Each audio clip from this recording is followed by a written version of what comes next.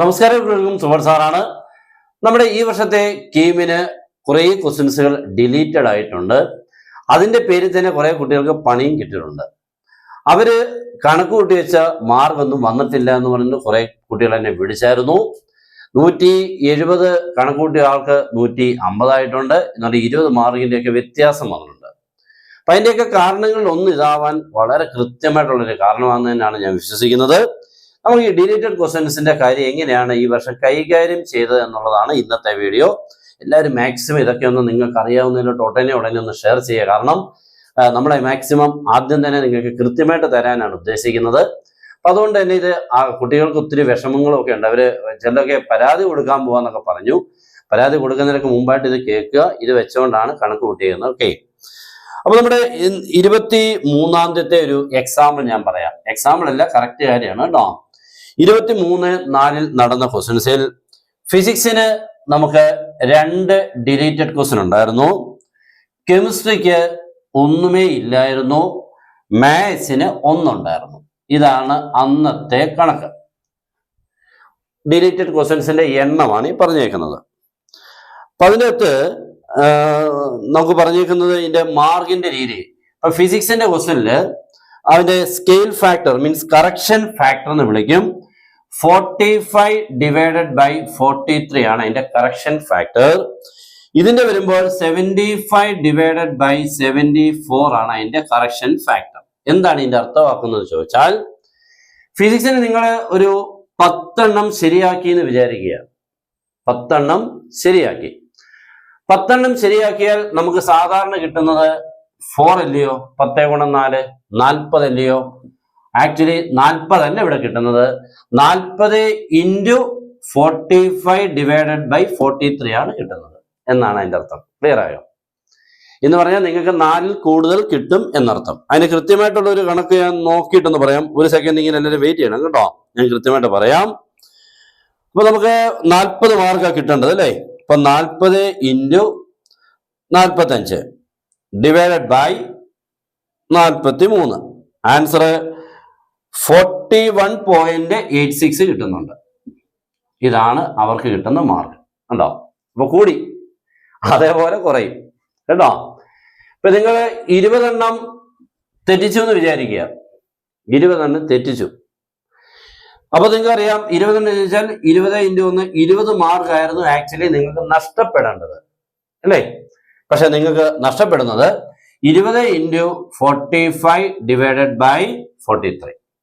ഇതാണ് നഷ്ടപ്പെടുന്നത്. അപ്പൊ ഇതിന്റെ കണക്ക് എത്രയാണെന്ന് ചോദിച്ചു കഴിഞ്ഞാൽ നിങ്ങളപ്പം 20 ഇൻറ്റു 45 ഡിവൈഡഡ് ബൈ 43. ആൻസർ വരുന്നത് 20.93 എന്ന് പറയുമ്പോൾ ഏകദേശം ഒരു 21 മാർക്കോളം നഷ്ടപ്പെടുന്നത് കേട്ടോ. ഇതാണ് ഇതിന്റെ കണക്ക്. അപ്പോൾ ഏകദേശം നിങ്ങൾക്ക് കൃത്യമായും തോന്നുന്നു. പക്ഷെ മാത്സിന്റെ കേസിൽ ആ കറക്ഷൻ ഫാക്ടർ 75/74 ആണെന്ന് കേട്ടോ. അപ്പൊ എത്രയാണോ ഇപ്പൊ നിങ്ങൾക്ക് മനസ്സിലാവില്ല. ഇതിപ്പോ 45. ഈ 45 എന്തുകൊണ്ട് വന്നതാ? Number of questions from physics. അതാണ് 45.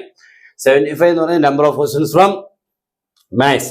ഇവിടെ കെമിസ്ട്രിക്ക് ഒന്നും സംഭവിച്ചില്ല. കറക്റ്റ് ആയിട്ട് തന്നെയാണ് പോകുന്നത്. 4 1 ഓക്കെ. അപ്പൊ അത് നിങ്ങൾക്ക് ഏകദേശം മനസ്സിലായി. അപ്പൊ നിങ്ങൾ 45/43 കൊണ്ട് ഇൻറ്റു ചെയ്താൽ മതി. നഷ്ടപ്പെട്ടതും കിട്ടിയതും ഒക്കെ ഇങ്ങനെയാണ് സംഭവിച്ചേക്കുന്നത് കേട്ടോ. ഇതാണ് ഒരു കാര്യം. അപ്പൊ നിങ്ങൾക്ക് അത് മനസ്സിലായിട്ടുണ്ട്. ഇനി നമുക്ക് ഒന്നുകൂടെ ഒന്ന് കൃത്യമായിട്ട് ബാക്കിയൊന്ന് പറയാം. ബാക്കി ദിവസത്തെ ഒന്ന് പറയാം. ബാക്കി ദിവസം ഇതിലും കൂടുതലൊക്കെ ഉണ്ട്. 25-ാം തീയതി നമുക്കിവിടെ സംഭവിച്ചേക്കുന്നത് 2 ക്വസ്റ്റ്യൻസുകളാണ് ഫിസിക്സിൽ സംഭവിച്ചേക്കുന്നത് കേട്ടോ. 25-ാം തീയതി 2 ക്വസ്റ്റ്യൻസുകളാണ് ഫിസിക്സിൽ സംഭവിച്ചേക്കുന്നത്. ഒരു ക്വസ്റ്റ്യനാണ് 2 ക്വസ്റ്റ്യൻ ഫിസിക്സ്, ഒരു ക്വസ്റ്റ്യൻ കെമിസ്ട്രി. അവിടെ മാത്സിന് ഒന്നും സംഭവിച്ചില്ല. എന്തോ പറയാനാ അല്ലേ? മാത്സിന് ഒന്നുമേ സംഭവിച്ചില്ല. അപ്പൊ അവിടുത്തെ സ്കെയിൽ ഫാക്ടർ വരുന്നത് ഇവിടെ വരുന്നത് അതുപോലെ 45 ഡിവൈഡഡ് ബൈ 43 കൊണ്ടാണ് ഇൻറ്റു ചെയ്യേണ്ടത്.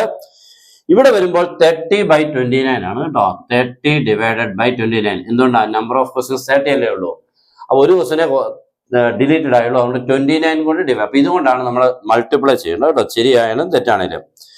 26-ാം തീയതി ആണെങ്കിൽ ഇതേപോലെ നമുക്ക് കൂടിയേക്കുന്നത് ഇവിടെ ഫിസിക്സിന്റെ ഒരു ക്വസ്റ്റ്യൻ തെറ്റിട്ടുണ്ട്. കെമിസ്ട്രി തെറ്റിട്ടില്ല, മാത്സ് തെറ്റിട്ടില്ല. അപ്പൊ 45/44 ആണ് 26.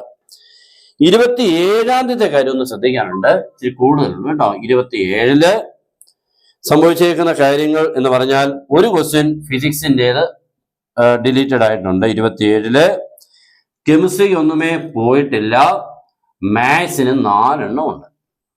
അപ്പൊ ഇവിടെ വരുമ്പോൾ നിങ്ങൾക്ക് എങ്ങനെയാണെന്ന് ഇപ്പൊ മനസ്സിലായി കാണും.